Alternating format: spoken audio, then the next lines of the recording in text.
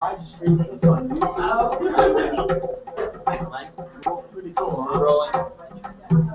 Alrighty, everybody, welcome to Carry On at Cush. Alright, Cush Cafe, here we are. And we are live on YouTube, so our YouTube audience out there, welcome. And we have a cast of characters / poets tonight.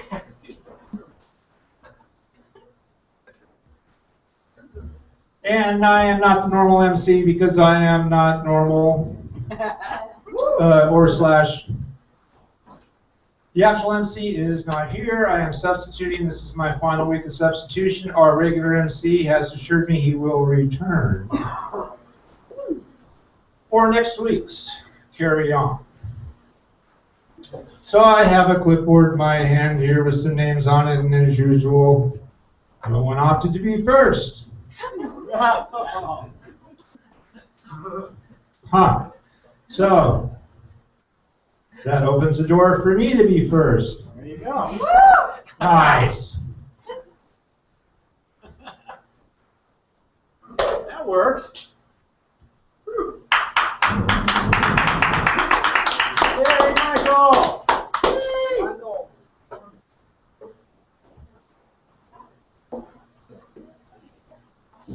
Alrighty, so let's see. I had something planned tonight to read that has to do with our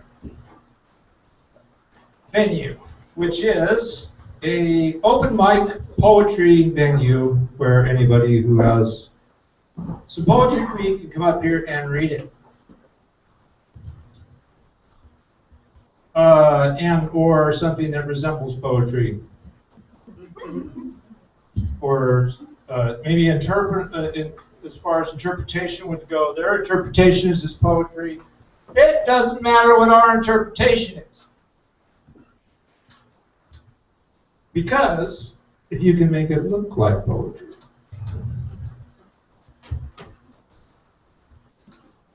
Actually, if you can come up on the stage in front and make it look like poetry, then you're good to go.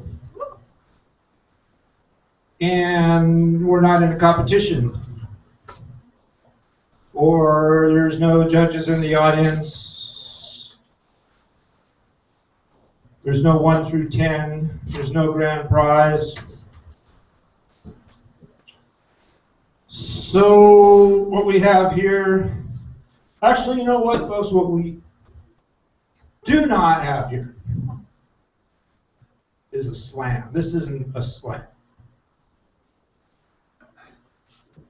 So I wrote this some time ago. Those of you know me that I'm really serious about things.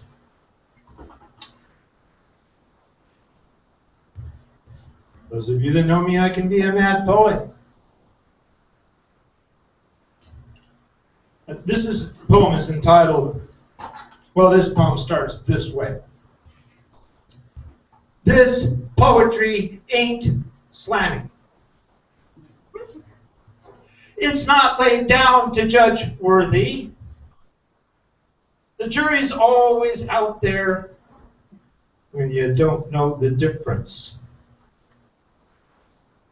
This poetry ain't slamming.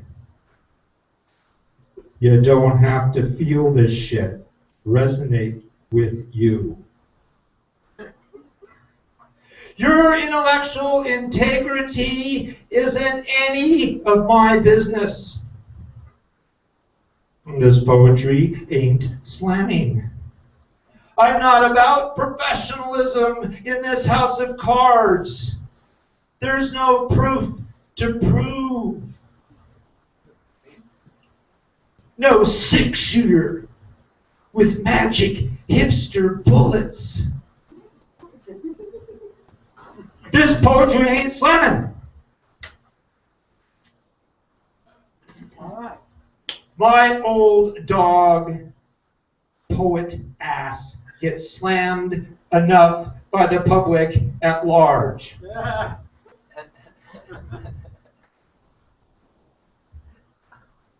Take all the opinions to the next party down the block. This poetry ain't slamming. My stuff isn't in competition with my stuff. If I thought this spoken word in relation to what you'd think, I'd be thinking too much. This poetry ain't slamming. If you can poem this any better than I can poem this, poem away, my friends.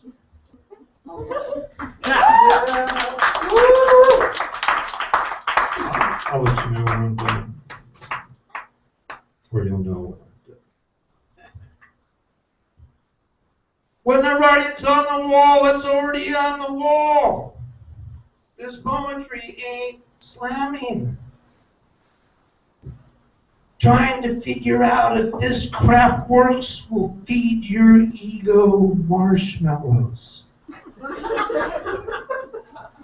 Let me own my own insanity.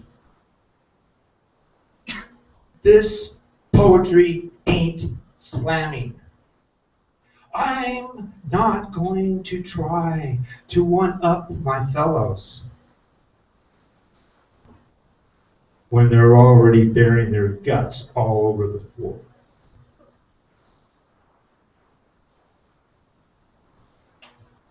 The race was over long ago. This poetry ain't slamming. This poetry ain't slamming. This poetry is over.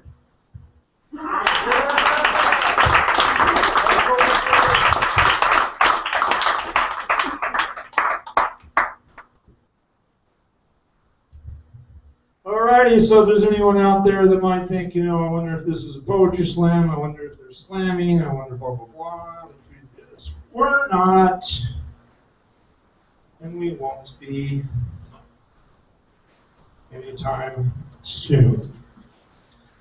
Alright, I got the mic adjusted for someone not quite as tall as me.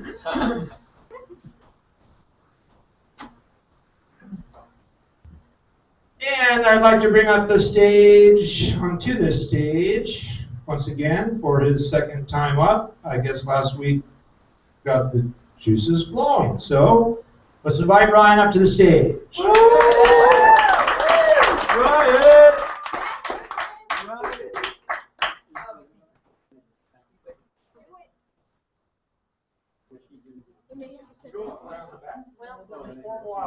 All right. Formal hour. You have to appear. Yeah. Rules. Is that height good for you there, sir? There you go. No, it's Closer. Off to the races. Give it to us, Ryan. There we go. All right. This one is entitled Supermodels. Step up to How about that? Supermodels. better. I think of the word supermodel the same way I think of superhero, and then I'm left disappointed. There are a lot of models missing, roles and identities I never saw emblazoned against the dominant culture. I'd like to repurpose supermodel, pin it to extraordinary people modeling confidence while being different. Here are some supermodels I'd like to see. The mythical bisexual. Their catchphrase could be, actually, I prefer the term pansexual.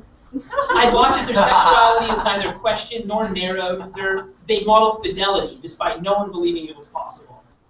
Speaking of fidelity, where is Relationship Hydra, the practitioner of the art of ethical non-monogamy, presented not as a swinger, but as embodiment of infinite love, the resolver of relationship troubles, the committable communicator, the keeper of compersion? Who will take the mantle of non-Newtonian gender fluid, who is neither confined to gender role nor harboring internal identity conflicts? They break the clutches of the binary by embodying every last wavelength of the gender spectrum, freeing boys, girls, and all those between. This close-knit league is led by inverted introvert, the exiler of social anxiety. Preferring a small group of close compatriots, this model is empowered to avoid crowds and have enough self-care time. Not a recluse and never described as antisocial. These are the models I never had posters of. Maybe Maybe you would have liked a few different ones, but we may do with none. Instead, we're told that supermodels just extraordinarily fit into a tiny ideal. And that just sounds more like a basic model. Supermodel should be more akin to superhero. After all, being different ought to be a superpower.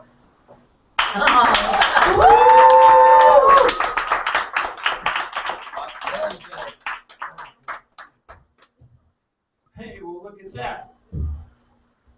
He ups his game from math. Because math's cool, but that was even better.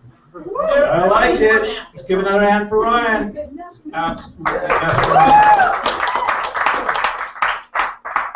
Alrighty, so.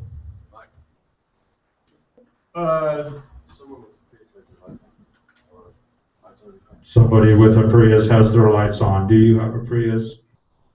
Uh-oh, Jeremy!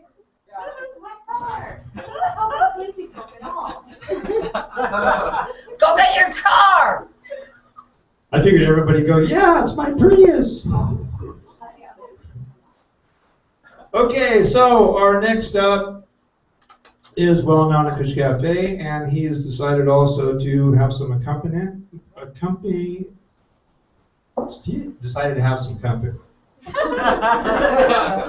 On backup with some drum, and let's welcome to the stage, Stephen Blue. Andrew on the drum. Okay, so here's the deal. As Michael said earlier, and as Kit always says, if you can fry an egg on this stage and make it look like poetry, then you can do it. Well, I am going to fry an egg, but it is in my poem. Okay? And on this stage, we are going to drum. You are going to drum poetically with drums and shakers while I read in verse. And Karen, are you joining? Oh, no, I'm just meditating. Okay. There's drums here. There's shakers. Grab one if you dare. Show us what you got. And Show us what you got. Andrew will start it Show us off. what you got. Okay. And I will start reading. Like an old Western, the pharmaceuticals, the insurance companies, the oil companies, the energy companies, the banks and Wall Street, the government and the Fed. They all say we're better off, but they just as soon see us dead.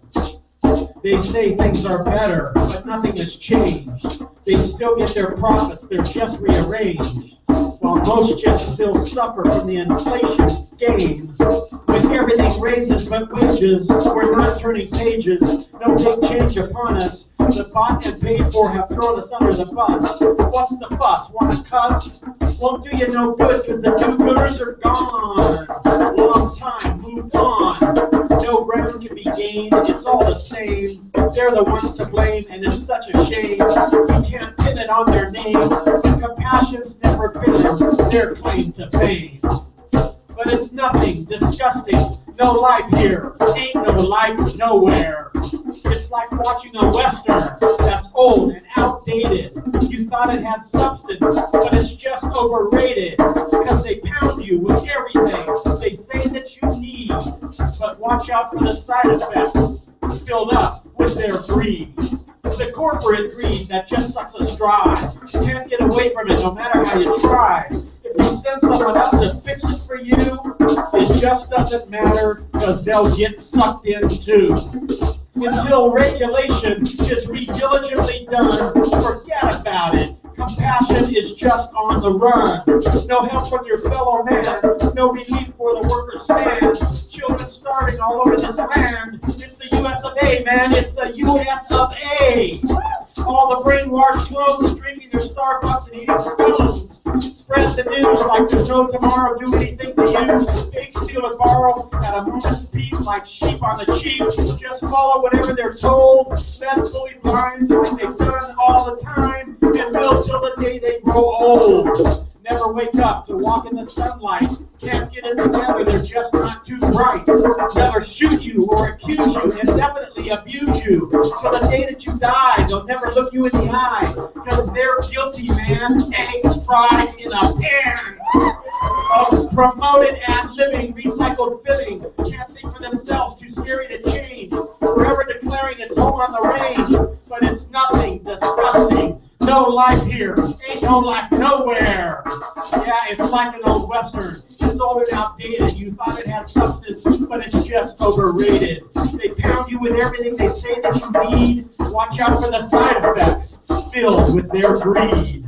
A critical thinking person is music to my ears, for hordes of heartless people have been marching through the years. Like vampires bite, they suck you dry to drain your spiritual light. But every now and then you find someone whose light is bright. You fight to keep it shining, can't give in to the blind. The music's still reminding you to keep an open mind, because it just ain't now what it so was then. It ain't bright enough, but you keep wondering when. Keep fighting for the light, keep breaking through the night, helping others when you might, so they too may wake up when it's right. Investments are good right now. Jobs, well, they're bad. Too many foreclosures around to be had. It's an interesting situation out there for you. Things are looking up if you're one of the few. But for those of us most, things are still looking toast. The ghost of prosperity seems a thing of the past, and there's no present signs that these feelings will last. The problems and bills seem to compound so fast. You try and try hard to make ends meet, to keep things afloating, to stay on your feet, but you're tired and beaten and ground to the core. And even when you're feeling good, the wolf is at the door. When's it gonna come your way? When's it gonna pay to lead a hard-working, honest life and have some relief from all the strife? Get on top and not fall, get ahead, have a buffer, that's all. But who's really listening, and who's gonna lead to bring real prosperity and not just feed the greed? Sometimes it seems hopeless, I know, and just hopeless, man. But somehow you always get up and keep doing what you can for yourself and your fellow man. Well, I can see the light in you. I see it, yes I can. I don't have words of wisdom, but I'm glad you make a stand. Because it's the real Americans like you who will eventually save this land. The compassion in your heart, the ones who still reach out their hand, the ones who make this country grand. Any grains of sand, not bland, the true American brand. And yes, it's like an old Western. It's old and outdated. You thought it had substance, but it's just overrated. They pound you with everything they say that you need. Watch out for the side effects filled with their greed. It's just nothing. Disgusting. No life here. Ain't no life nowhere.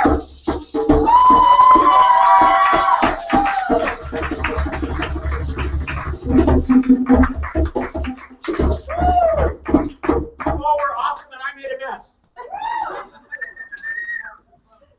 Thank you. Wow. It's a good thing we didn't have to call 911. There's definitely potential. Well, there was high blood pressure, in case you guys didn't understand. Stephen, at your age, I'm surprised. I'm just an old fuck, aren't I? None of us saw it coming, though, and that's the idea of Cush. So when you bring it, no one knows what it's going to be until it's brung, and then it's sprung. And then you're sitting there going, holy shit, the old man could rail a fucking poem. Listen.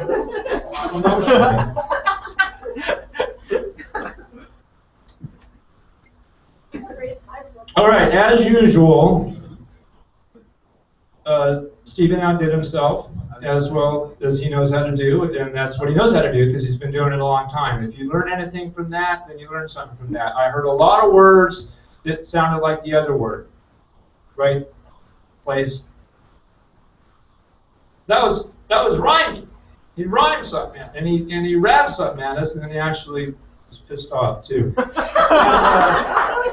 You know, Yeah! You guys should really be glad I don't go into my environmental manic thing, because man, I got it going on. Two, because I've been around long enough to see what the way it used to be and the way it is now. See, Yeah. it's something that you guys don't know about. We know what it used to look like. You don't even know what it used to look like. You youngsters out there. So listen, if that gets your juices flowing to get out there and be part of a cause, pick one. I suggest you pick one and do something about it.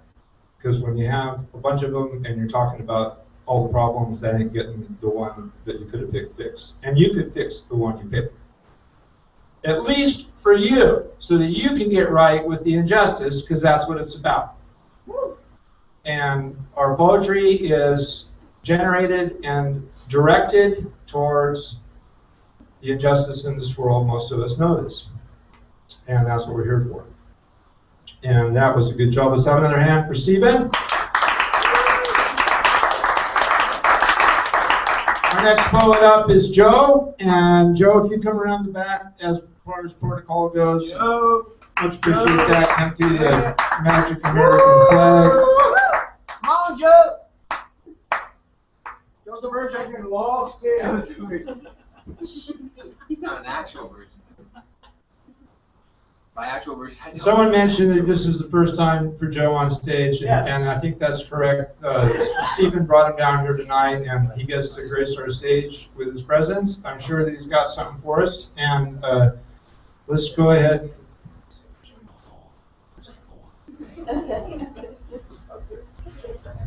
Oh, delicious. Let us have it, Joe. You got 7 minutes, my friend. Safety car. We were driving on a one-lane mountain road one night. No moon, no lights ahead, no current signs of life, and no guarantee of snow-free driving either. On the right, we knew there was a drop down some lethal jagged rocks to a certain and certainly long undiscovered death. A frost ran up my right side. Every time we came to a blind curve, my right foot, knee, testicle, and ear began to think themselves already gone, and I drove very, very carefully. I thought of that pants-pissing ride the other day when I was watching some cretin driving 90 in an SUV with its lights on for safety. And I philosophized about how safe one really is, all comfy in a death-defying vehicle.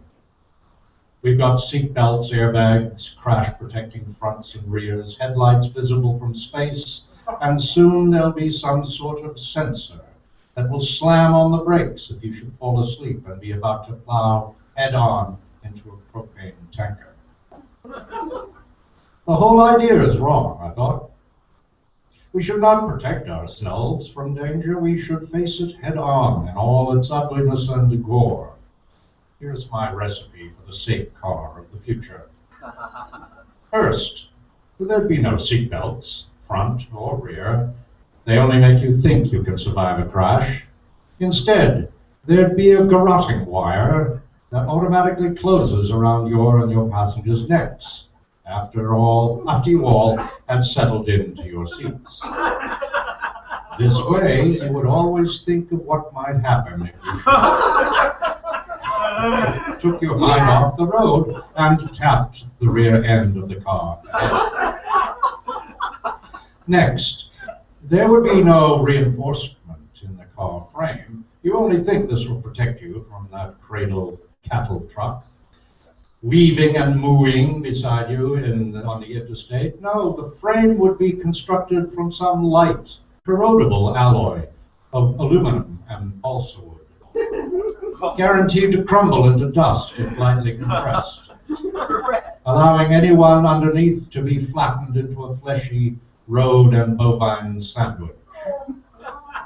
How much more care you'd take when you were passing one of those cocaine-powered night riders to the slaughterhouse on some shitty wet freeway. Then there's my favorite safety feature of them all. No airbags to cuddle you when you whacked into a tree, too drunk to see that the road ended 5 minutes ago. No, What your new Toyota Fire Dragon will have is exploding knives. When the car comes to a sudden stop, they will shoot out from front, sides, and rear to disembowel all occupants and deposit their innards as a thin pink veneer over the shards of the car's interior. Come on now. Don't you think that this will bring us instantly to that zero accident state we all want? My plan is very long and detailed, of course. It includes paper mache helmets, headlights powered by Nixie tubes, brakes that won't engage till a few seconds after your panic slam, Oh, shit. tires that become coated with liquid soap on rainy days, Oh, cell phones that deliver a 100-volt electric shock when they are moving through space at more than 7 miles an hour, and so on and so on and so on. So, what do you think? Won't we all be better off driving the way we used to think of walking in Vietnam or on the shores of Normandy? Terrified and thinking all the time, keep your eyes open and your fucking mouth shut, and you might get out of this alive.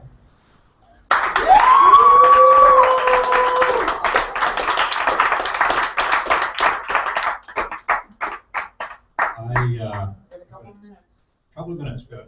I'll use them all. What time is it? What time is it, kids? Is it really time to get up off our asses and fight for the right to fight for the right to freedom, the freedom of my people, of your people, of all people, of our people? Is it time to fight for rights, the right to life, the right to die, to be free, to own, to share, to buy? Is it that time of the year to fight for the rights of man, the rights of woman, of chairpersons, and the rights of persons who don't give a shit? Is it the time in the course of human events to fight for the rights of the poor, the rights of the rich, the rights of the handicapped, and those who hate them all? Do we have time to fight for the right to bear arms, the right to bear breasts, the right to grow breasts, the right to screw consenting little boys? Is there time to fight to keep our streets free of drugs and whores, to keep drugs and whores freely available to everyone, regardless of race, creed, gender, or country of origin? Is there still time to fight for the right to worship, the right to deride worship as the work of fools and charlatans, the right to have my God prevail, to have your God hang by the pubic hairs, and the right to read the good book, the right to read the bad book, or the book that tells you for only $29.95 how to give up reading and make a fortune in real estate, the right to beat your wife when Christ, Allah, or Yahweh is insulted, to beat your kids if the man has put you down again, to kill old Dr. What's-His-Name for doing that unmentionable procedure. Is there any time left to fight for animal rights, for tree rights, for water rights, for scotch and water rights, for satanic rights? Can we find any time at all to fight for lower gas prices, for higher gas prices, for jobs, for leisure, for that old-time religion that's good enough for you? So, what is it? Is it time to fight with fists, wrenches, placards, Uzis, Big Berthas? Come on now, aren't these our God-given rights? And when the 3rd Battalion of the Yorkshire Regiment broke through on that right flank that day in 1918 and ran amok among the Kaiser's gray-faced boys, and Gunner Boothroyd looked to his sergeant and asked what the words "Gott mit uns" mean on the buckles of the dead Krauts. And Sergeant Major William Sykes turned to him and said, "It means God is with us, son." In that instant, the faith of the world in God-given fighting should have died like the dog that it is. But only Gunner Boothroyd's did. What time is it now? Time to fight, time to fight! Fight, fight, fight, fight! It's fucking time for beanie, boys and girls. It's time to wash your fucking hands and put on your fucking pajamas and go to fucking bed.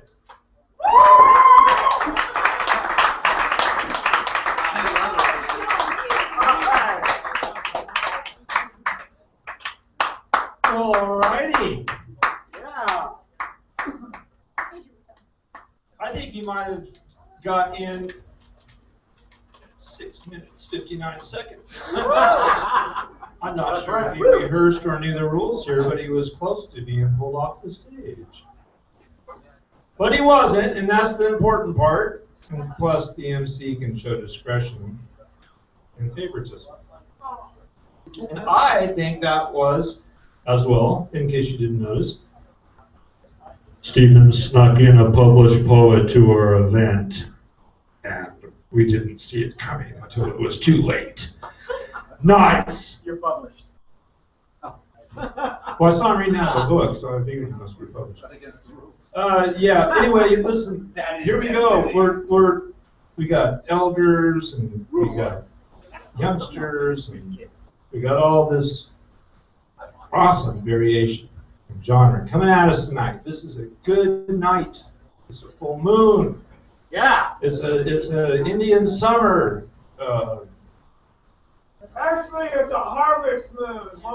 I was corrected by someone older than me, so I'll allow that.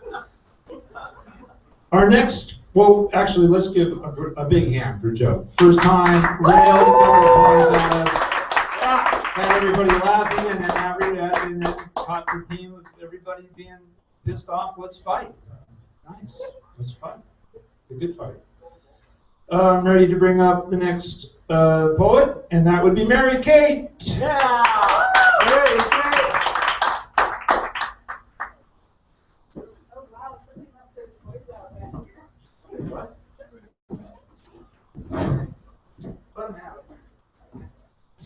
Awesome costume, I might add.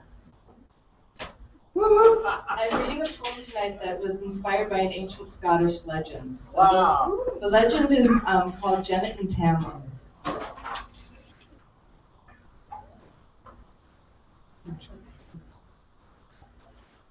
Depression was the temptress who beckoned you away. Once in her grasp, the mists of time lured your memories of me. Oh, she held you fast, whispering her venom in your ear. Still, I opened my heart, my body to you, my mind to you, and though you drank deep, you wouldn't touch my soul. You wouldn't give me the long, slow kiss I craved. Instead, you gave yourself to her, to be dragged below, appearing to me only in fleeting moments, then riding off again to your enchantment. And though I grabbed at you, I could not pull you from your mount. You endure the changes now, alone, in pelting hail, driving thirsts, in damp nights and searing afternoons. I know she beckons you still. Though you resist her haunting music, yet do you keep her alive in your heart. Your final mistress, your peaceful lover, and all she asks of you is all you have, all you have become. Woo! Woo! Yeah!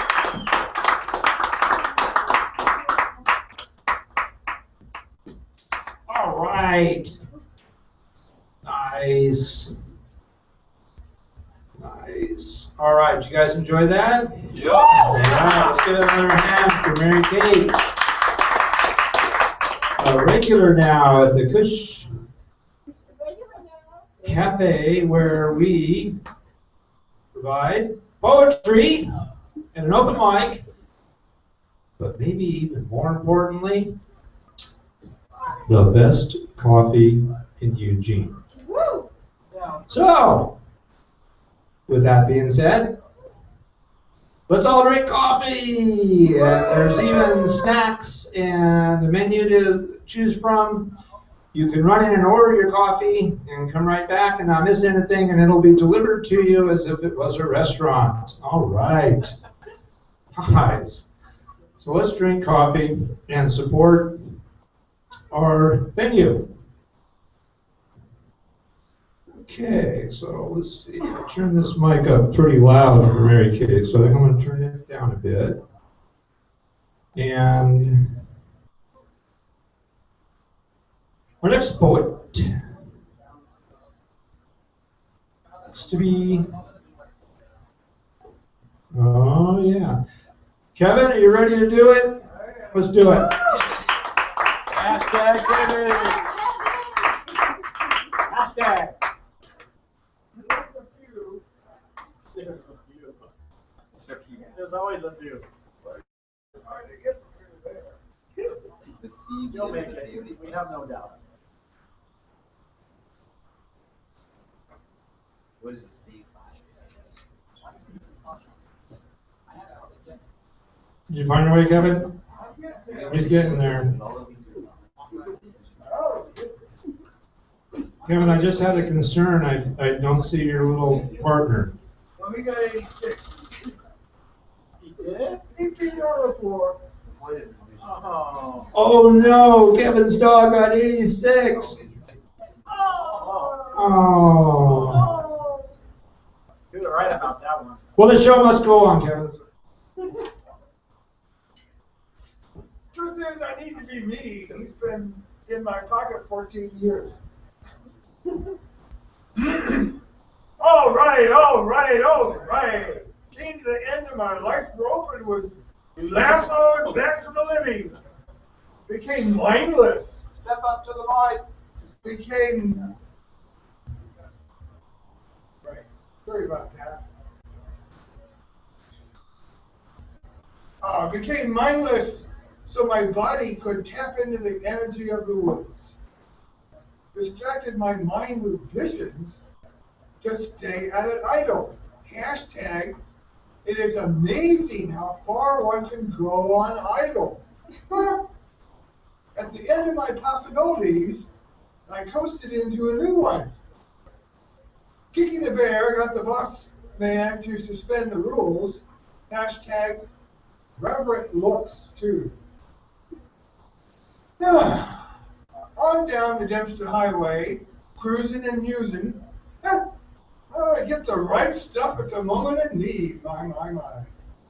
A whip from the box reminded me I had only one meal in the last 10 days. A spot of grass where the forest, river, and road came together called to me. Grabbed food and tea, hunkered down. Critters gathered. Came right out of the forest. And to my amazement, they took turns running up to grab crumbs. Imagine that. Half a dozen little critters. Never thought they'd be that coordinated. Anyway, finished with a 2-foot deer-like creature taking a carrot stick from my hand. I'm thinking the woods told the critters friendly food was to be had. I harmonized with the music of the woods for days driving down the road. Arrived at a garage at the intersection of the highway, rolled flat tires in, get them fixed, and then I saw a Mountie putting grills over the headlights. Told him about the bear. Hashtag, yeah, I told everybody about the bear. Well, you don't often kick a bear, an 8-foot bear in the butt and have to run away, you know. It's kind of special. On to Dawson Youth Hostel. Dishwater job, 2 days. Cook says, take the day off, too much beer talk. Met him at a bar. Better job at the Midnight Sun, run by Asians all winter. Ooh, I did good work there as a dishwasher and cleaning the kitchen. I'm a keeper. A room and meals plus pay through the winter. My. The busboy from the first job buys my javelin for $800. Now I got enough money to get. I'm all set. The dumb kid, all he had was a signed bill of sale. No documents, just that. They tried to get Yukon plates with a California double-sided bill of sale. They confiscated the car and busted me.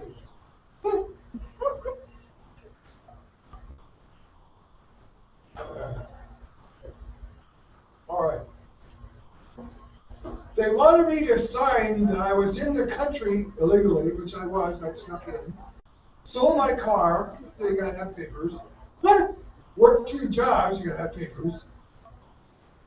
And he wanted me to sign this, admitting my guilt to these charges, you know, some of them are felonies. I refused, saying, I renounce my American citizenship, I've done nothing wrong. They knew about the ban. The immigration guy calls his boss on the telephone late at night to arrest me over the phone because I put my social security number where the social insurance number goes on a job application. And that's what he did that job. Okay?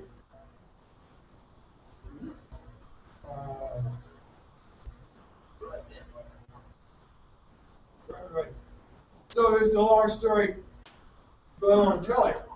The short of it is, I got a $100 fine and a free ride from Whitehorse to Vancouver, where the immigration judge apologized to me for throwing me out of the country and said, take a week, visit your father, your uncle, but you still gotta go.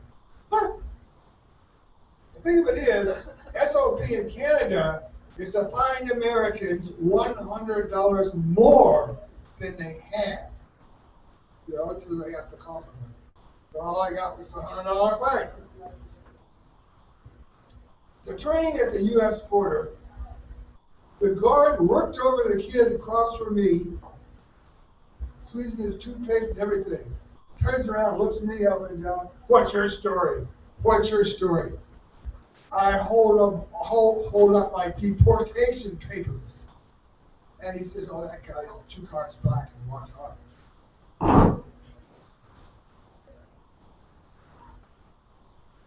Right. Here's my karma point. In the front pouch of the pack behind me, you know, on the seat of the train, had syringes, cooker, peyote, and pot. And no one ever looked. 13 times with different places, jails, prison, city jail, everything. Right there, foot pops, right there. Nobody ever looked. I'll explain that next week.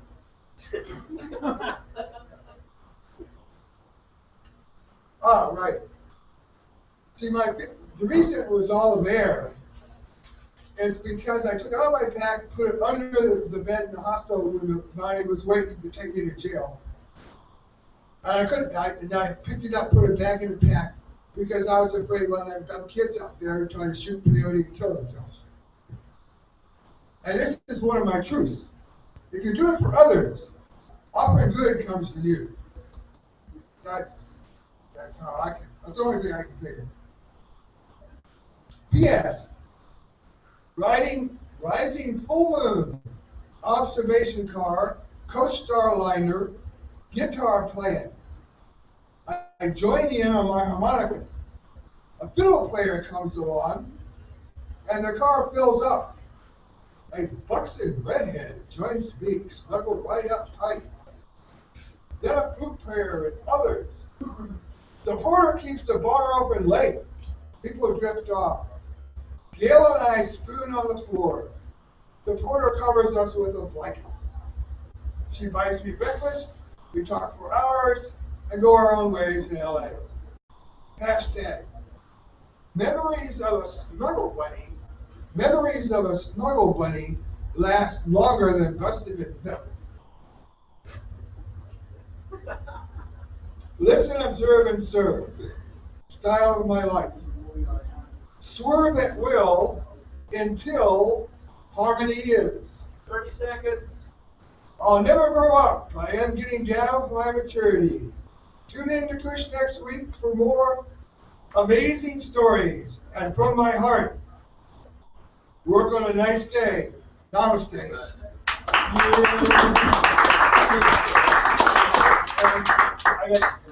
I realized something watching this last week's performance that was pointed out to me actually, and it helped me realize this. But Move over this way. Move more to your left. Yeah. does anybody notice that he's trying to do something? You have noticed this, right? Okay. Nobody else try this. This is his shtick. Okay. Don't do it. Once enough. It's working, right? Is it working? Yeah. Will somebody tell me what it is? Just keep doing what you're doing, Kevin. Just keep doing what you're doing. Thank you. Let's have another hand for them. And the saga continues. As well as the hashtags. Alrighty, we are getting close to our 7th inning stretch, but before we do that, we have another poet, and that would be Brian. Brian, come to the stage.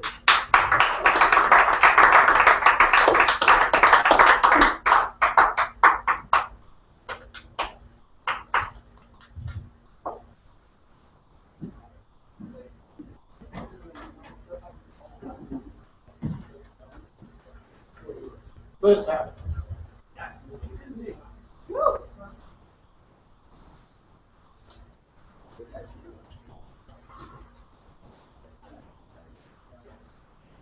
I have a personality disorder. Of this fact, I am sure. I'm somehow just not normal, and I fear there is no cure.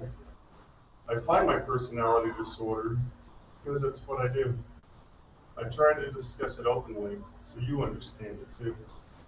My condition has a name with a not so well-defined border. When you put my symptoms together, you get avoidant personality disorder. It means that I'm scared, so I freeze at interaction. I want to introduce myself, I just don't take the action. My disorder is comorbid, which means it's not the only one. I also am bipolar, so now we're having fun. Sometimes I get so angry, I just don't understand why. Sometimes I get so sad, all I want is to die. My issue started early, there surely is no doubt. I was locked up all alone, never learning what communication was about. I couldn't even see the class from inside my desk with walls. How was I supposed to learn that human interactions follow basic laws? And now I have this poor belief that somehow I just don't belong. Sometimes, however, I think they like me, but this voice in my head tells me I'm wrong. Because who do you think that you are? I think that it's time to remember your shame. If you talk to these people, they'll know all about you. They'll spread the word, they'll badmouth your name. And so I run away from you folks, where I can't feel your jabs and your imaginary pokes. But then I get lonely and I wish that I'd stayed. And I say to myself, you'll never get laid. That's not my goal, that's not what I want for my life. I want a best friend who will then become my wife. But I need interaction to feel another's skin. I need us both to want it. It must be win-win. But none of this ever happens. The years, they just fly by. And each night sadly ends in a threesome with me, myself, and I.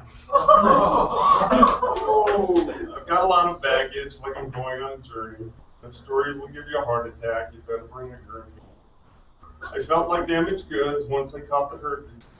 And if this doesn't bother you, discreet me and meet me later, please. But let's get back to the story of where it all began. When the bully chased me with a knife, I ran, and I ran. I screamed for help in my own silent way, but there was no assistance to be had. Not from my siblings, my teachers, or friends, and especially not my absentee dad. But that came later once I was fair game. I was a wide open target because they all knew my name. You see, earlier on, when my hunger pains burned hot, I discovered dog food and thought I hit the jackpot. I filled up my pockets and I took some to school. It never occurred that it wouldn't be cool. They all started laughing, they made a new name. Dog food, they called me in school, was never the same. Let us jump back down to the present day. I look all grown up, but I don't feel okay. I still look around for imminent attack. I have this constant feeling that I should watch my back. Because that was my life, that once was the case. It's hard to describe all I saw in that place. We had gangs and shootings, it seems they all had a gun. It was a fight or flight world, so I learned how to run. I kept my head low, I walked around in fear. What you looking at, white boy? The words I would constantly hear. We're shaped by our past, it defines who we are. Each traumatic event leaves its own unique scar. But we still need to learn to live for today. We still need friendship, and we all need to play. But I feel so alone, like no one wants me around. I even have trouble trusting the friends I have found. I think it must be charity, like they're just being nice. Surely the friendship comes at a price. But deep down inside, I know that's not true. I know that they like me, I'm sure that they do. But I still have my doubts, and I still have my fears. When I think of my past, I still shed some tears. It's just a part of myself, forever will be. I can't change my past, I just have to be me. The loneliness hurts and it burns like a brain. I give my right arm just to hold somebody's hand. All right.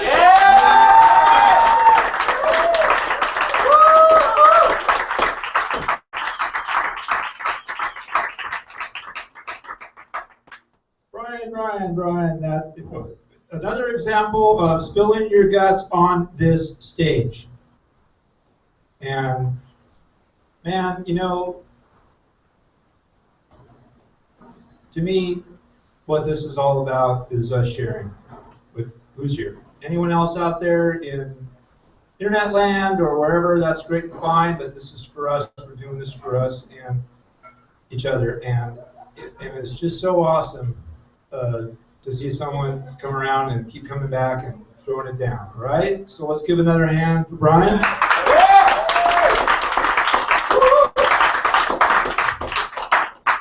At this point of our venue, we do what's known as the 7th inning stretch. So everybody get up and stretch it out. Get it out. If you got it, get rid of it and get ready for more. Everybody sit. Because we have it coming and we're going to be brought into some sweet poetry by Candace. Come on up to the stage.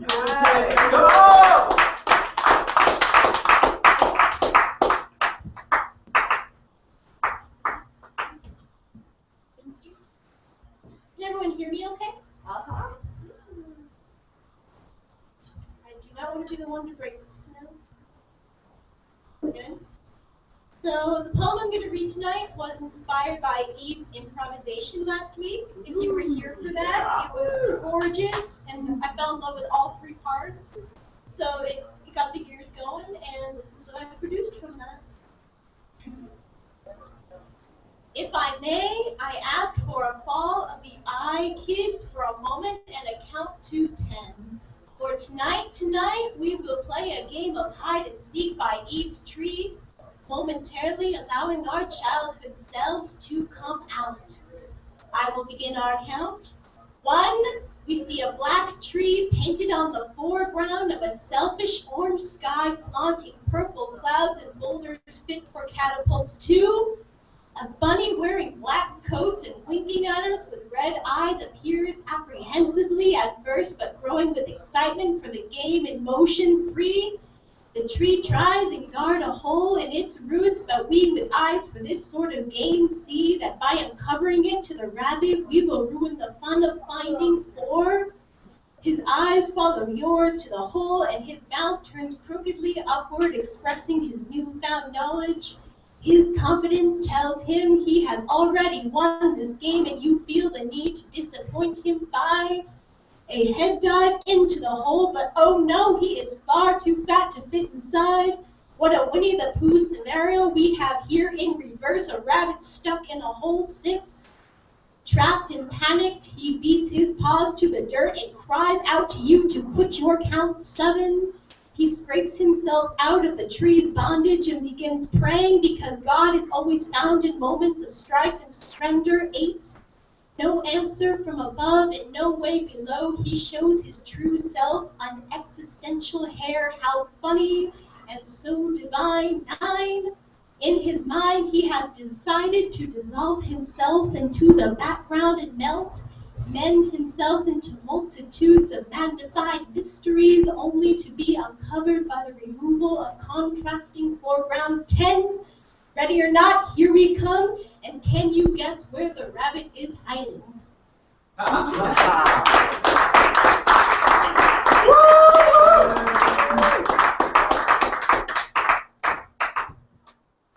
All right, Candace, way to go. You know, that's so funny. I was just rereading Watership Down, and I had a flashback there.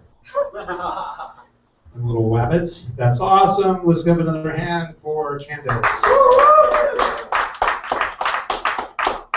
All right, well, looks, I have it written right here, and I have to acknowledge it.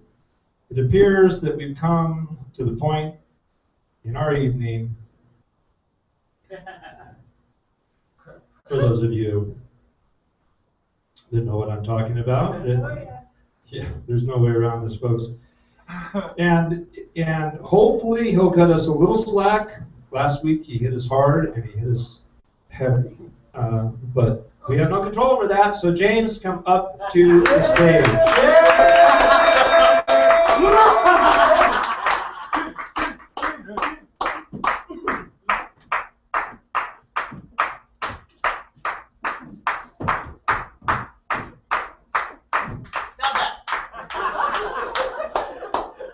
Everybody useful starts their day with a loud, alarming noise.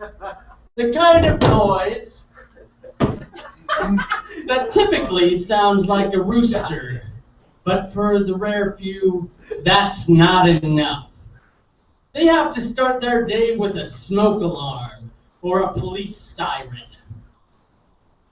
The type of thing that really makes their bedhead stand up. Me, I start my day with a burglar alarm, so I can always assume someone is trying to get into my house and steal all my precious ideas. Alarm clocks tick and tock, tock, tickety tock, until they really get to sing. And sometimes that tired, lazy person just pushes a single button and shuts the poor clock up before it can finish telling you it's time to brush your teeth and gargle brand name fluoride in your mouth for 15 to 20 minutes if you really want to smell nice. Performance is everything, and getting dressed is the next big thing. Your alarm clock wants you to wake up and get ready for action. Go to work or print out resumes. Come on, fella, buzz, buzz, screech! You want to look good for your hot date with that bored secretary and their impatient boss. So you shake the curtains open, and this time that burglar alarm is telling the truth. It cried wolf for nearly 2 years, and now it's telling the fat, greasy, openly awful truth. Your windows are broken. Storm window exoskeleton shattered.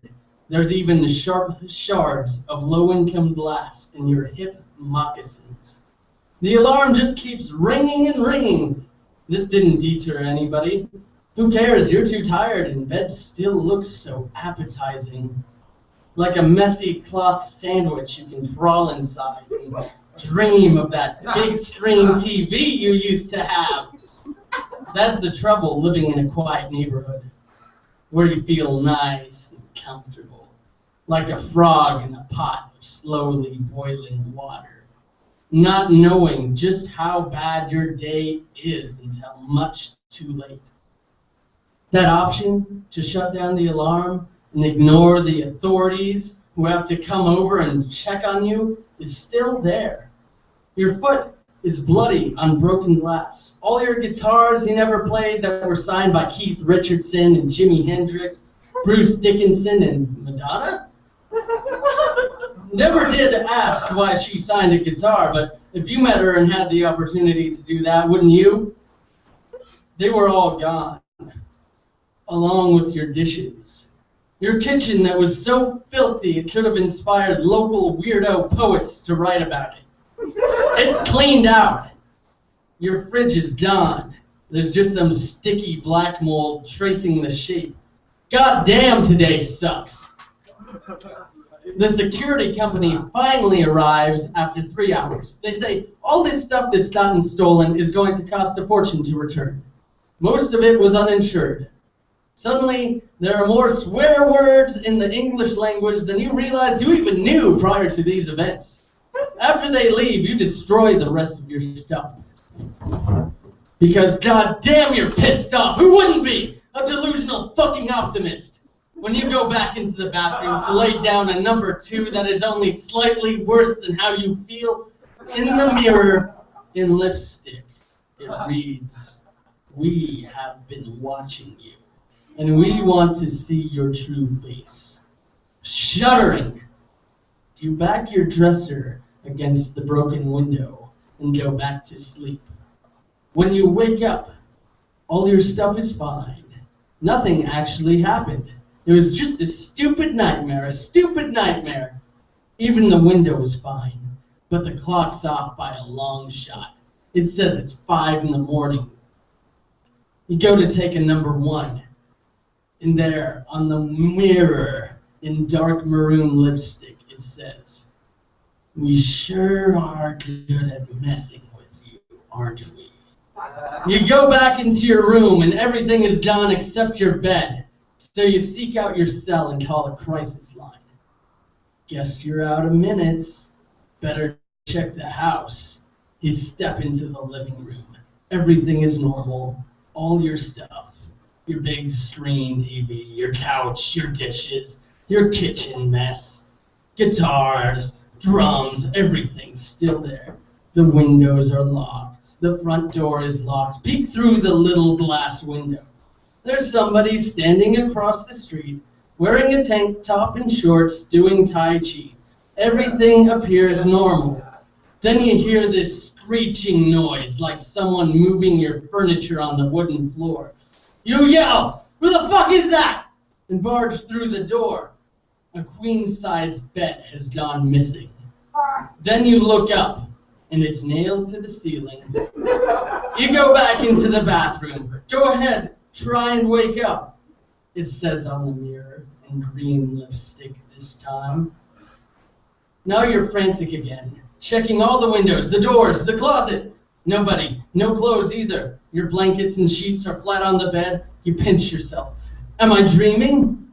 You wonder, am I dead? This is too much. You frantically search your kitchen for a knife, a bat, pliers, anything. You look out the peephole again. A woman with long red hair that almost covers her face, and a man holding his head. You find a baseball bat and decide to go outside, but the door doesn't open. You go into your bedroom, smash the mirrors, and the windows and everything, setting off the alarm. Soon as you make it out the window, you feel your blanket strangling you. You stare back inside, and there's a human shape in the bed. You wake up to your burglar alarm, and everything is still unknown at this point. But when you get up and look in the mirror, you see a note that says, "You'll never understand why, but you've been doing the same thing for 2 months." Whatever you think. You go in your living room, and there they are, just like outside, a tall redhead and a man holding his head. They don't say anything. You go back into your room and hide under the covers, hoping this is all one elaborate dream. But it's not. You wake up, and it's your alarm clock. You laugh and sigh and say, "Whatever."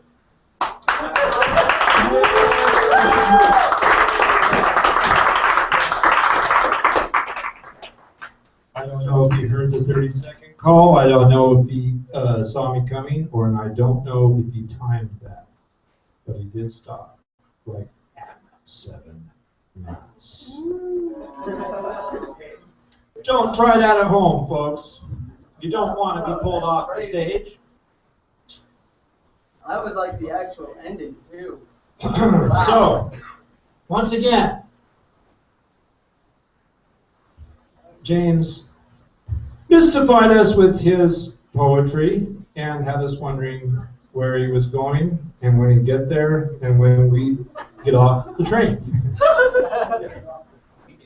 All right, so our next poet is coming back to perform again. She performed for the first time last week, and she's going to perform again. And as far as I know, she's not going to have anything in front of her. She's going to get up here and tell it like she feels it and thinks it. And that's the way it is. So, that being said, Eve, come on up to the stage.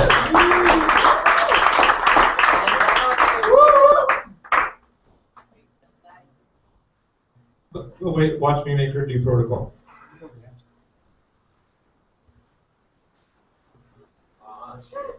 I can already do that. I think she's a rebel. She doesn't need any writing. She doesn't need anything. All she needs to do is get up here and do the thing. That's a rebel if I ever saw one, right? Let's do this thing. Eve, take it easy on us, okay? I can still have my fun. Got 7 minutes. 7 minutes, all right. This will be interesting because I'm really up in the sky right now. This is totally off the top of my head, so Yeah. let's jump in, guys.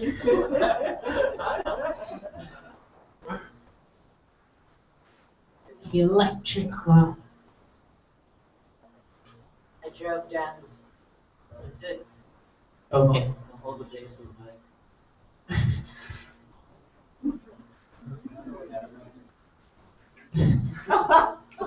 You got this. You got it. All right, all right. The time of the electric lion. I drove down the street with my friends in a car, a metal death machine, as fast as I could, not really paying attention to where I was going or how fast, not really paying attention to the lights. Looking at my friends, redhead right next to me, brunette in the back, along with a baldy. Don't know why she was bald.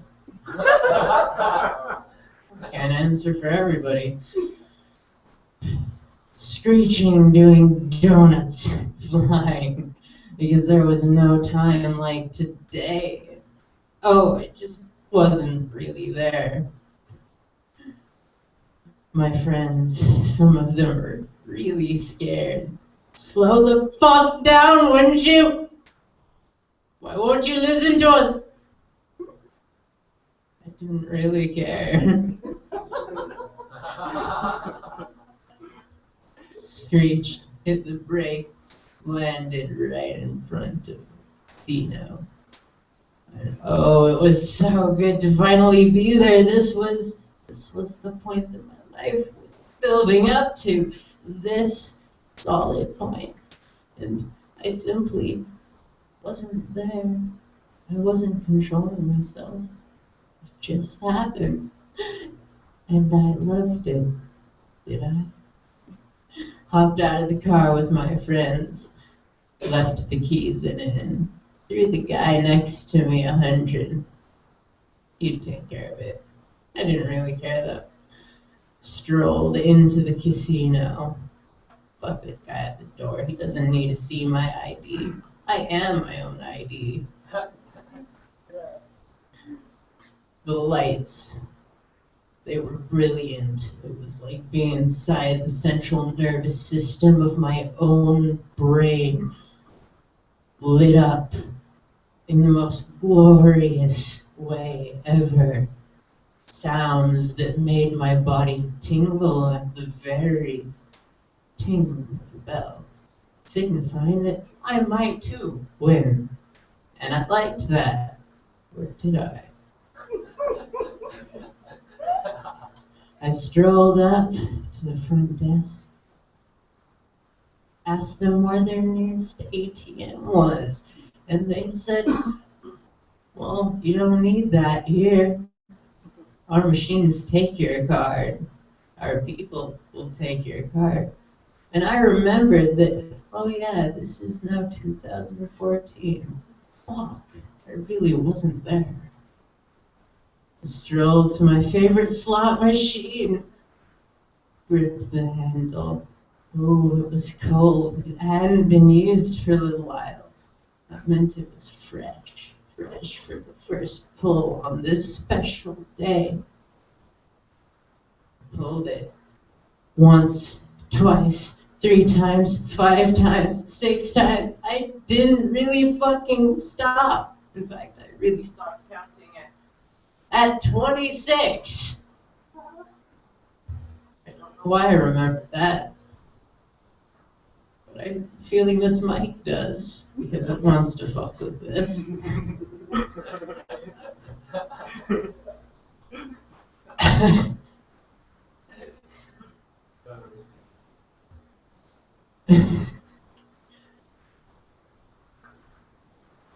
friends. They drove me away from the machine. I was almost ready to win. The machine was building up, like I was building up, and we were going to come at the same time. I just knew it, but they had to pull me away. They said there were more fun things to do than waste my money on a simple, colorful, little, delicate, delicious slot machine. It was probably heavier than I was. They dragged me across the casino into another area where there was blaring music, stuff that made the molecules in the water that made up my body vibrate. And I didn't know how I felt about that. I don't really know how I feel about this. But I'm still letting it happen because I couldn't control my body as we got out on a floor with sweaty, sexy bodies just dancing to whatever was playing. I couldn't keep track. At this point, my lips eagerly let all of the liquid alcohol poured down my throat by my hand happen. And I wanted to stop at the first beer, I tell you, but I found myself, well, at least 100 shots in. As I danced there with my friends, I thought I hadn't kept track of them. I could have been with anybody at this point. But today was the day. I blacked out. Woke up. Found myself in the bed with one of my friends. We were doing something that I was not familiar with. I couldn't stop though, because I simply was not there. I simply wasn't there. After a long time of writhing and fighting against it in my head, I hit the pillow next to us. And I went down, only to wake up in the middle of a field. I didn't know where. I sat up as quick as I could. My body did not like that. But finally I was there as I peered around, seeing somebody I did not know digging a pit with a car that I did not recognize. The end.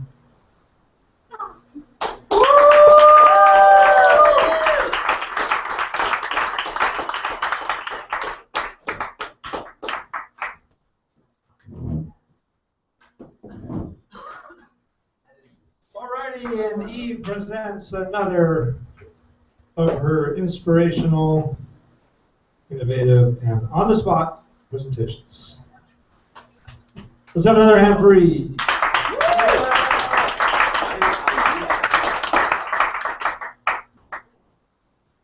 And now it comes the point in the evening where we're almost done. We have one more poet after the next poet. We might have to wake up the final poet, though. And I might need your help. Sharon! So, I'm awake. I'm awake. she's awake. I'm listening intensely. She's listening intensely. All right. So, with no further ado, let us bring Andrew to the stage.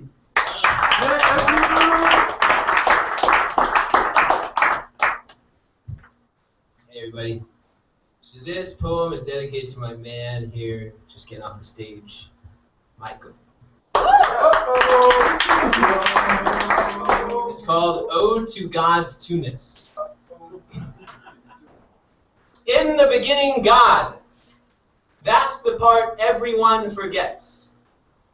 What they remember is, in the beginning, God created.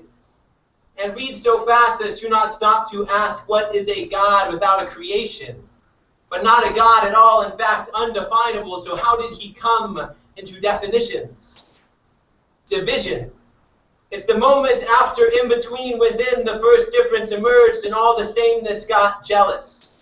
The first creation created another, so there was something to work with. From there to 4 subcategories between I and you, the Lord God had made beings, values, things, and ideas, then quickly got into it. Seas divided, Pangea divided, heavens divided, galaxies divided, a cell divided, divine mind divided, mankind divided, fractions divided, passions divided, races divided, sexes divided, languages divided, good and evil divided, angels and devils divided, divisions divided into provisions, provided through decisions, decision by visions, envisioned in creations inside creations, created by the uncreated, who asked, why? And thought, why not? From one tree make many books, from many books make many worlds, from many worlds many interpretations, many ways to be from one tree, and there are many trees and many me's, God's many me's, each which sees through very leaves to seize the light from what vantage point is apparent. The eyes and yous gaze up to skies, up past the last spot, the cell divided, to put back from the many cracks we call lines, the picture of what we were the second that we find. 1 and 1 makes 2, and 2 and 2 makes 4. Particulars added to particulars, but that subsides. The nominalism, monism divide when the one is one who multiplied inside. Each is less than that, and each adds up to that. Fat pat on the back, congratulations. You are exactly what we planned you to be. All actions, reactions to centuries of happenings brought from absolute emptiness to absolute relativity, mounted up against your free will. Buried long ago when God spoke, instead of letting emptiness alone, but filled with these and thous, he covered up the in-between. So I search for you with the words I cannot say, and pray barbarically, ill-equipped to serenade the day, but think and say, if I am God, then I am Satan too. For I created him, and good and evil are as evil as I make them, and anything is neither till I pigeonhole it. The only name for where I reside is beyond it. You or me or this or that, there are no clouds or bicycles or angles or angels or racks. The hand that draws the lines is handless. The face I see as God in you is faceless without your face. From origin traceless, I trace those lines hysterically to cosmic currency, caseless and ceaseless, energy invasive but evasive. You can't grab it by the edges, but can be it once you realize you are edgeless, ageless in time and spaceless. You do not overflow. You are the overflowing. You do not need to know. You are the knowing. There is nowhere to go but be where you are going. You don't have any rights but the rights I give you. I don't have any rights but the rights you give me. You don't have any praise but the praise wherewith I praise you. I don't have any praise but the praise wherewith you praise me. You are uncondemned till I come along to condemn you. I am uncondemned till you come along to condemn me. Your particulars, my particulars, semi-universals, semi-universal. So even gods may be immutable but not infallible. See, I'm God. But you're God too, which means we're both but men, and what men are is up to what we say amen to. We're the canvas and the brush. So neither of us named our names, both named when nameless, homed when homeless, tamed when tameless. See, the miracle that somethingness would come from nothingness is not miraculous, since miracles don't exist. What it is wonderful, full of wonder and ineffable to speak, incomprehensible to think. I can do anything because nothing's too big for God. He and I are very close. He even calls me him. Rocks he can't lift evaporate as soon as he contradicts them.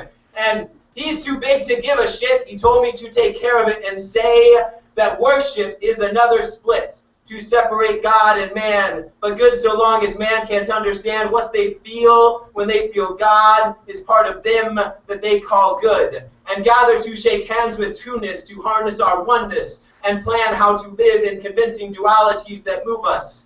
And preaching on our own second coming, we miss the present coming, forgetting we just had sex, making monasteries in the mind to live in the moment by avoiding derailing entanglements.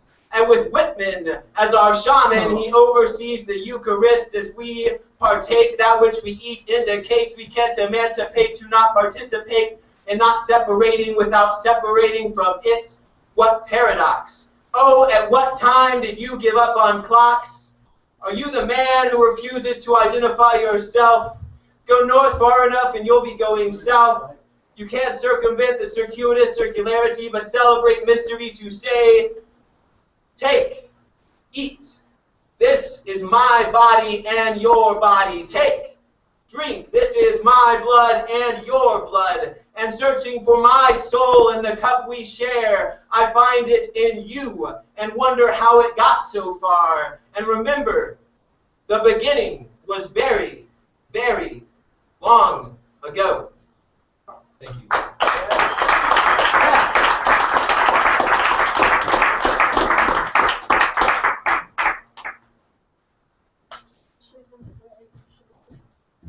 Well, there you go. A dedication to me.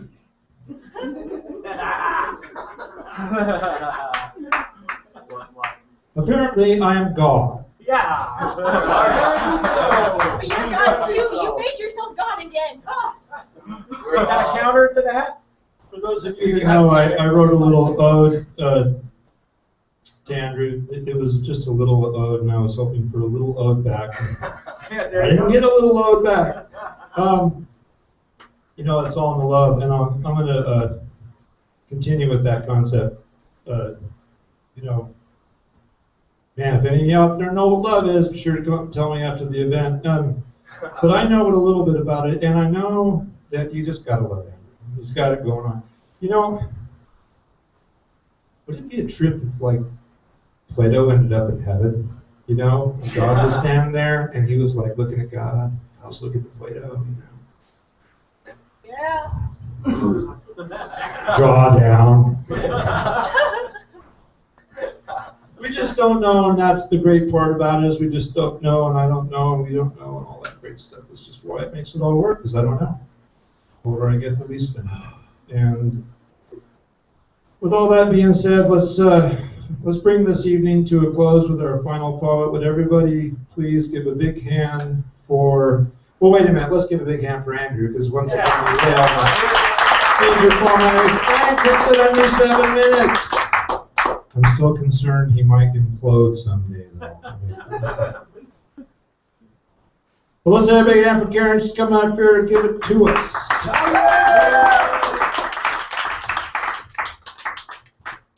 I'm going to have to inform her one thing, though. You want to hold the mic, dear heart? Yeah. And so...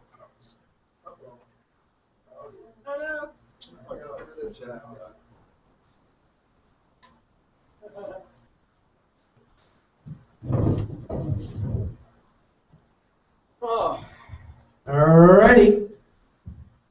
I was lying on the floor listening all night. Hey. I will. I'll stand. Anyway, I had a deeper appreciation for the poetry tonight than I usually have, and I'm going to reflect, not genuflect, but reflect.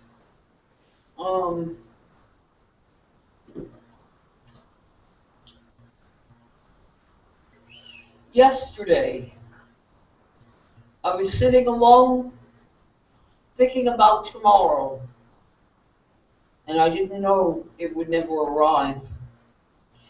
I sat watching the seagulls dance against an open ocean sea.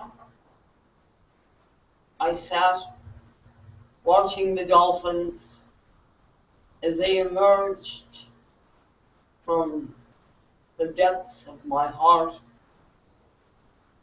And I said to myself, tomorrow it will be different.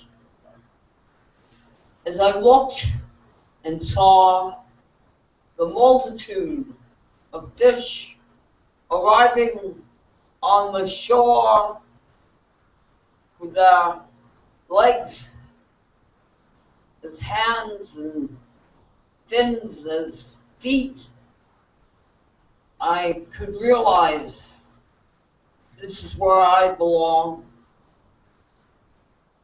half cast against the sea and half against the sky and half against the rocky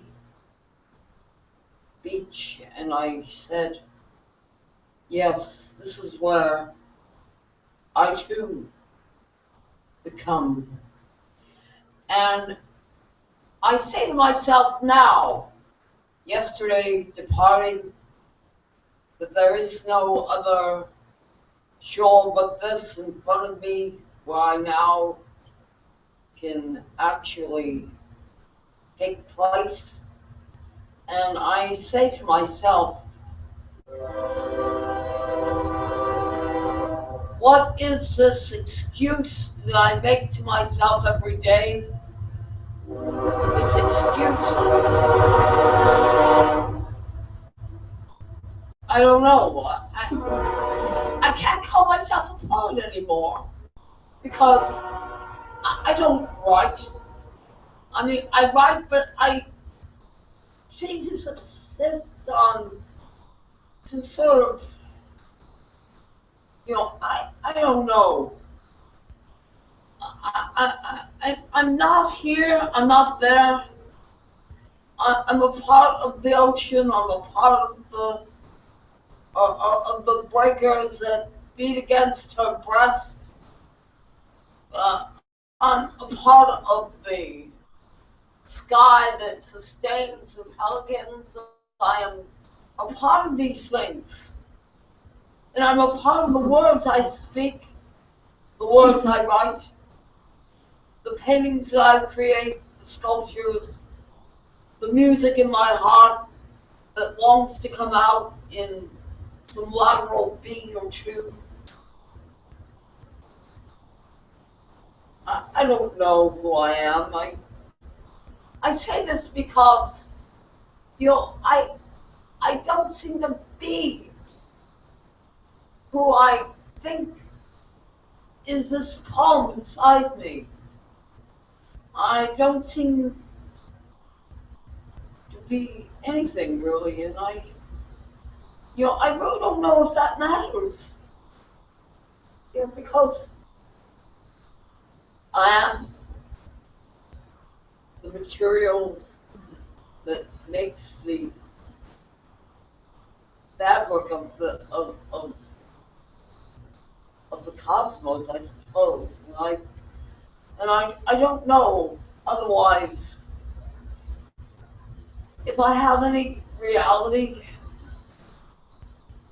I write the same things over and over again in many different ways, and I seem to be going somewhere, although I have no idea what my direction is, and I really don't know if I can actually reach out beyond this shell and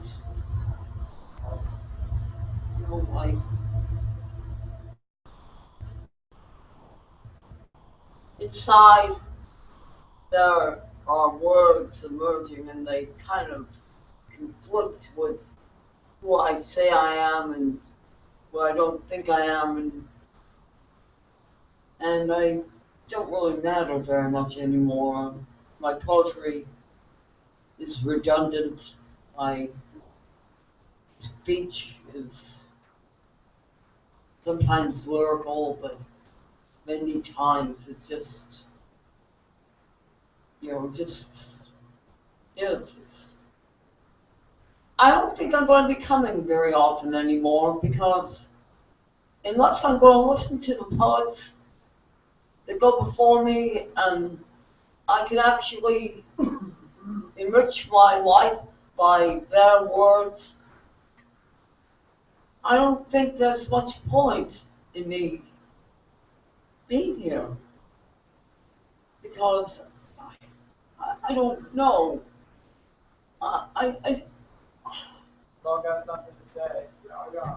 I guess I have nothing to say. I'm done. I'm done.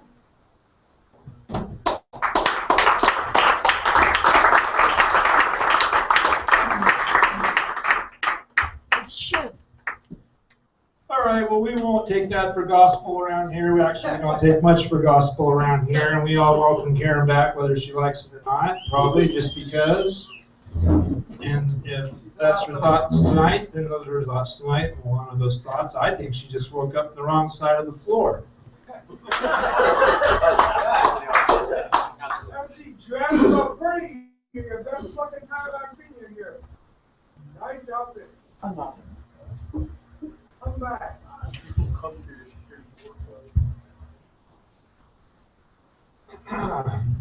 And I will not let this night end on a sober note. It will not happen on my watch.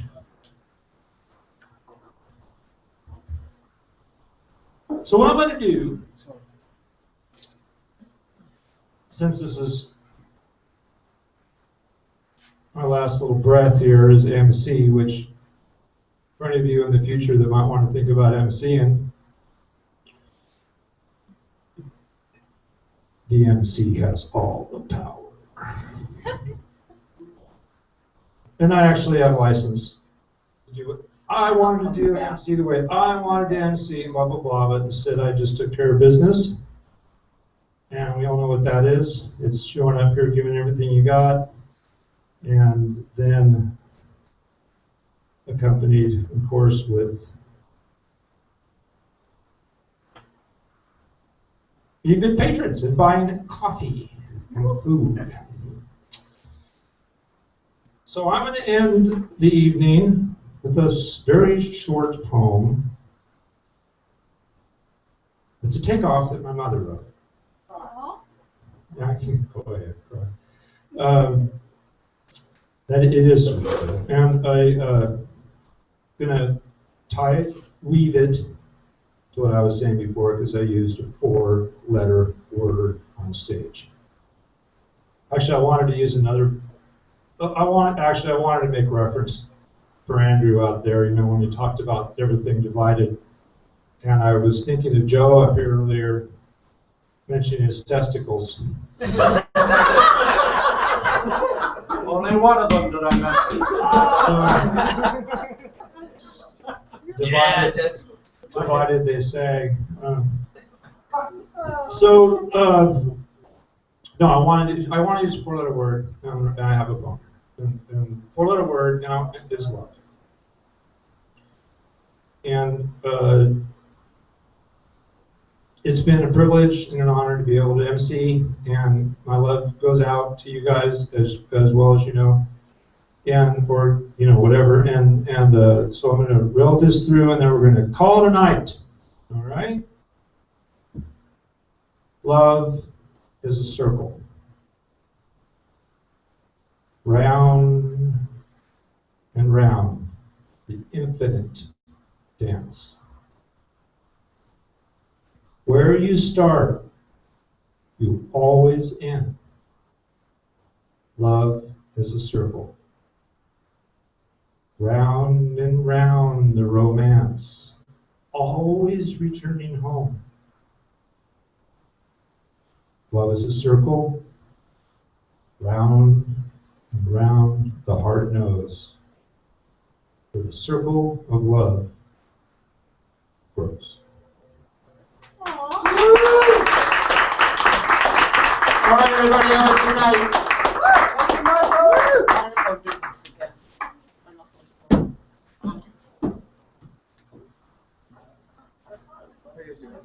I'm not good.